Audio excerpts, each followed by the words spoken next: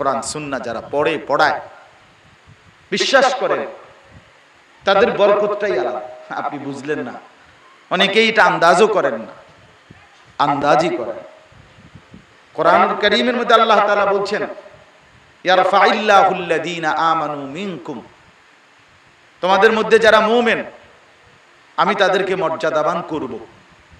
তবে ওয়াল্লাযীনা উতুল ইলমা দারাজাত, আর আল্লাহ বলেন যাদেরকে ঈমানদারদের মধ্যে যাদেরকে ইলম দেওয়া হয়েছে তাদেরকে দারাজাত, মর্যাদার পর মর্যাদা, মর্যাদার পর মর্যাদা, মর্যাদার পর মর্যাদা দিতেই থাকবে। এখানে বহু বচন, এখানে নির্ধারিত কোনো সংখ্যা বলে না। এই জন্য ইলমের মর্যাদা বেশি, নিঃসন্দেহ তালেবে ইলমের মর্যাদা বেশি, আলেমে দ্বীনের মর্যাদা বেশি, কোরআন সুন্নাহর দাম বেশি। আল্লাহ আমাদেরকে বুঝার তৌফিক দান করেন। চলেন বাপ, তো এই জন্য বলতেছিলাম